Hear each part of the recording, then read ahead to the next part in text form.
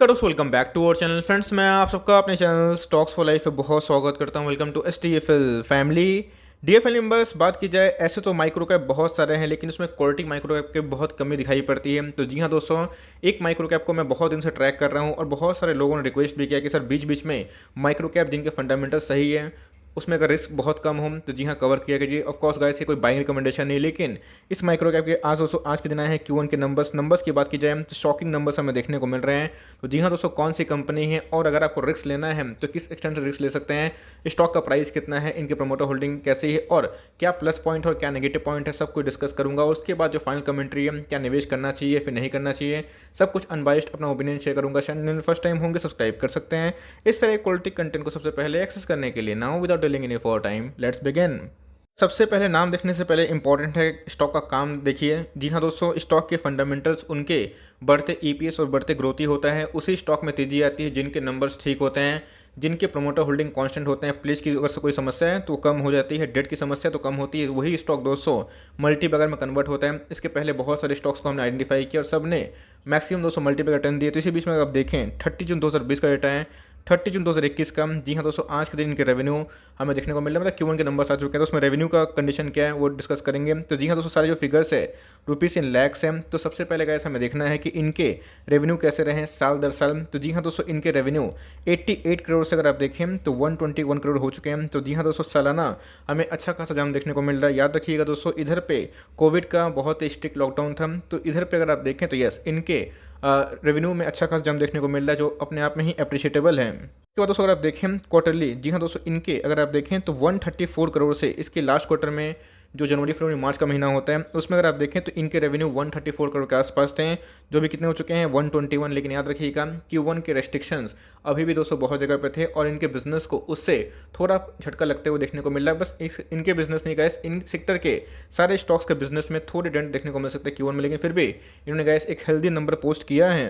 अब देख लेते हैं इनके खर्चे कैसे हैं, बिकॉज यस कंपनी के खर्चे भी होते हैं।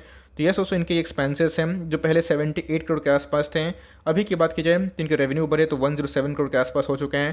क्वार्टरली की बात की जाए तो यस, इनके ऑफकोर्स रेवेन्यू ज़्यादा थे तो खर्चे भी ज़्यादा थे, तो क्वार्टरली 1 से 107 करोड़ हो चुके हैं। और जिसकी वजह से अगर आप देखें नेट प्रॉफिट कंपनी के हाथ में कितना बचा, तो गाइस 7 करोड़ से सालाना हमें 10 करोड़ के आसपास देखने को मिल रहा है। सारे जो फिगर्स है रुपीज़ इन लैक्स है। तो अगर आप देखें तो 7 से गाइस 10 हो चुका है, जो अपने आप में ही साल दर साल हमें अच्छा खासा ग्रोथ दिखाता है। ऑल्दो अगर आप देखें क्वार्टर ऑन क्वार्टर तो 10 करोड़ के आसपास थे, अभी भी 10 करोड़ के आसपास है, लेकिन म्यूटेड है। लेकिन ध्यान रखिएगा दोस्तों, मुझे अनुमान था कि इनके प्रॉफिट में डिक्लाइन आएगा, लेकिन दोस्तों टू बी वेरी ऑनेस्ट मैं सरप्राइज हूँ इनके नंबर्स को देख के। इसी के बीच अगर आप देखें दोस्तों तो इनके जो EPS हैं 3.57 से कितने हो चुके हैं 4.42, अच्छा का जंप है। ऑल्दो क्वार्टर ऑन क्वार्टर हमें एक डिक्लाइन देखने को मिल रहा है थोड़ा सा, जो कि आप फ्लैट भी कंसिडर कर सकते हैं। तो मेरे हिसाब से गाइस इन्होंने फॉर लॉन्ग टर्म एकदम आउटस्टैंडिंग नंबर दिए हैं और इनके वैल्यूएशंस अपने पीयर से बहुत ही सस्ते दिखाई पड़ते हैं। अब कंपनी कौन सी है, निवेश करना है कि नहीं निवेश करना है और क्या फंडामेंटल्स हैं, फटाफट उसको देख लेते हैं। मैं डिस्कस कर रहा हूँ प्रकाश पाइप्स के बारे में। जी हाँ दोस्तों, आपको पता है कि जितने भी पाइप्स वाली कंपनी है, चाहे आप एस्ट्रल को उठा लें, प्रिंस को उठा लें, बात की जाए प्रकाश पाइप को उठा लें, फिनोक्स को उठा लें, सब ने एक मैसिव वेल्थ क्रिएट किया है दोस्तों। और जिस हिसाब से आपको पता है Q1 के लॉकडाउन के बाद मार्केट का अनुमान था, मैंने आपसे एक आर्टिकल भी शेयर किया था, जहाँ पे इनके रेवेन्यू में डेंट लग सकता है। ऑफकोर्स थोड़ा सा फॉल हुआ है क्वार्टरली बेसिस पे, लेकिन प्रॉफिट मार्जिन ठीक होने की वजह से इनके प्रॉफिट ठीक ठाक है। तो जी हाँ दोस्तों, आने वाले कल में पाइपलाइंस को लेके PVC को लेके और भी ज़्यादा तेजी आ सकती है। तो जी हाँ दोस्तों, ऐसे नंबर्स इन्होंने अच्छा पोस्ट किया है। भाव की बात की जाए तो 176 के आसपास है। तो जो दोस्तों मल्टीबैगर तलाश में रहते हैं और जिनके स्ट्रॉन्ग फंडामेंटल चाहे तो गाइस इस पे स्टडी कर सकते हैं, मैं आगे बताऊंगा। लेकिन अगर आप देखें आज के दिन हमें 3% के आसपास तो ये देखने को मिल रही है। ITD की बात की जाए तो 50% अब दिखाई पड़ रहा है, जो अपने आप में ही एक हेल्दी साइन है। मतलब इस कंपनी ने दोस्तों इनके शेयर होल्डर्स को 50% कमा के दिए हैं जनवरी के महीने से।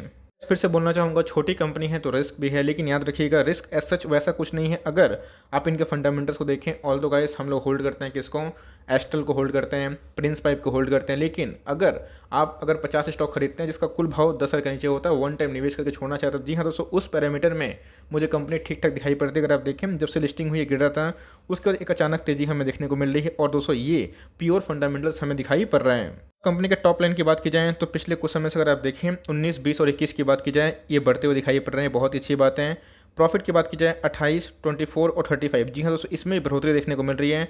लेकिन पहले एक बहुत बड़ी समस्या थी इनके प्लेज की। जी हाँ दोस्तों अभी भी प्रमोटर के कुछ शेयर प्लेज है, लेकिन कितने कम हो चुके हैं उसको भी डिस्कस कर लेते हैं। इससे पहले कंपनी का साइज कितना है बताना इंपॉर्टेंट है। 57 का लो बनाया गया, इसने 200 का टच लेवल की करने की कोशिश की थी। अगर आप देखें मार्केट कैप महज 400 करोड़ के आसपास दिखाई पड़ती है।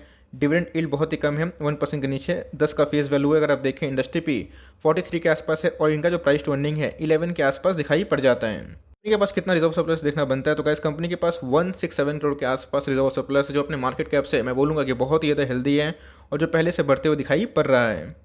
कंपनी के ईपीएस की बात की जाए, ईपीएस ही से हमें समझ में आता है कंपनी की ग्रोथ कैसे है। Earning per share is very important. अगर आप देखें इनके अर्निंग पर शेयर 12 से कितने हो चुके हैं, 17 के आसपास हो चुके हैं। गाइस मेरा one of the favourite financial जो मैट्रिक है, रेशियो, जो मैं इसको यूज़ करता हूँ, net profit by share holders equity. आपका एक शेयर आपके बिजनेस में कितना कमा के दे रहा है, तो गाइस 18 के आसपास है। मैं बोलूँगा कि क्वाइट वेरी गुड है। अगर आप देखें 26 का आरओसी है, रिटर्न ऑन एसेट भी ठीक ठाक है। कंपनी करंट रेशियो में भी काफ़ी इजाफा देखने को मिल रहा है। और दोस्तों कंपनी ऑलमोस्ट अगर आप देखें डेट इक्विटी की बात की जाए तो 0.01 के आसपास है, जो अपने आप में फैंटास्टिक है। तो जी हाँ दोस्तों हमने क्या देखा, स्टॉक अंडर वैल्यूड है, स्टॉक के अर्निंग सही है, स्टॉक के फाइनेंशियल सही है। अब एक बार देख लेते हैं स्टॉक के प्रमोटर होल्डिंग, उसके बाद फाइनल कमेंट्री क्या होगी उसको भी सुन लीजिए। प्रमोटर के होल्डिंग के बारे में डिस्कस करें, जी हाँ दोस्तों 40% के आसपास प्रमोटर्स को होल्ड करते हैं। इसके पहले दोस्तों मैंने इसको कवर किया था, बताया था कि 40% से ऊपर प्रमोटर के जो शेयर्स हैं वो गिरवे थे। अभी की बात की जाए तो प्रमोटर्स ने अपने शेयर्स को बहुत छुड़वाए हैं और अभी की बात की जाए 19% के आसपास है। और मुझे लगता है कि जिस हिसाब से कंपनी ग्रोथ कर रही है ये अपने प्लेज को और भी छुड़वा सकती है। एफआईएस की बात की जाए तो गैस एक माइनर सा 0.1% के आसपास स्टेक है, एकदम ना के बराबर है। अगर आप देखें 0.1% कुछ मैटर नहीं करता है। डीआईएस की बात की जाए तो उनका भी स्टेक ना के समान देखने को मिलता है, 0% के आसपास है। लेकिन पब्लिक की बात की जाए तो जी हाँ दोस्तों पब्लिक का स्टेक इसमें प्रमोटर से भी ज़्यादा दिखाई पड़ रहा है। तो पिछले कुछ समय से प्रमोटर ने स्टेक को बढ़ाने की कोशिश की है, लेकिन साथ ही साथ प्लेज की समस्या भी बहुत कम हो रही है। तो जी हाँ दोस्तों यही एक नेगेटिव डेंट है, ध्यान रखिएगा। लेकिन जैसे मैंने बताया कि अदर फाइनेंशियल्स है वो हमें काफ़ी इंप्रूव देखने को मिल रहे हैं। दोस्तों आज की डिलीवरीज की बात की जाए आप देख सकते हैं कि 36% के आसपास दिखाई पड़ रही है, जहां पे 4,74,000 शेयर्स ट्रेड हुए हैं। उसके अगेंस्ट में 1,74,000 शेयर्स को डीमेट में ले जाया गया है, जो मतलब अगर आप देखें तो खराब डिलीवरीज देखने को नहीं मिल रही। ऑल्दो अपने ऑल टाइम हाई से थोड़ा करेक्ट हो चुका है, लेकिन फिर भी गैस इसके अंदर जो एकोमोडेशन है वो ठीक ठाक देखने को मिल जा रही है। इधर पे निवेश करें हाँ या ना, बिकॉज मैंने क्या बताया दोस्तों, कमेंट्री इज़ वेरी इंपॉर्टेंट दोस्तों। टू बी वेरी ऑनेस्ट, अगर आप एस्ट्रल को होल्ड करते हैं, प्रिंस पाइप को होल्ड करते हैं, तो हमेशा आपकी फर्स्ट प्रायोरिटी एस्ट्रल और सेकंड प्रायोरिटी प्रिंस पाइप होनी चाहिए। दोनों शानदार कंपनी, दोनों वेल्थ गेटर रहे हैं। और आने वाले कल में पीवीसी जिस हिसाब से पाइपलाइन में काम हो रहा है, बहुत ही ग्रामीण क्षेत्र में दोस्तों बहुत ज़्यादा डिमांड निकल के आ रहा है। और जैसे मैंने बताया कि बहुत सारे एनालिस्ट का फोरकास्ट था कि म्यूटेड Q1 नंबर्स रहेंगे। मुझे गाइस उतने म्यूटेड Q1 के नंबर्स दिखाई नहीं पड़े, मुझे इनके नंबर्स काफ़ी हद तक अच्छे देखने को मिले, जहाँ पे बहुत जगह पे स्ट्रिक्ट लॉकडाउन था। तो यस दोस्तों अगर आप निवेश करना चाहते हैं तो अपने पोर्टफोलियो का बहुत ही छोटा एलोकेशन चाहे तो उसमें लोकेट कर सकते हैं। उसी सेंस में करिएगा जब आपको कंपनी खुद पे भरोसा हो, कंपनी के फाइनेंशियल्स मैंने दिखाएं, आपको सही लगे तो ही निवेश करिएगा। और दोस्तों मैंने क्या बताया कि ऐसा नहीं है किसी का पोर्टफोलियो 10 लाख का होता है, किसी का 10 करोड़ का, किसी का 10,000 का भी होता है।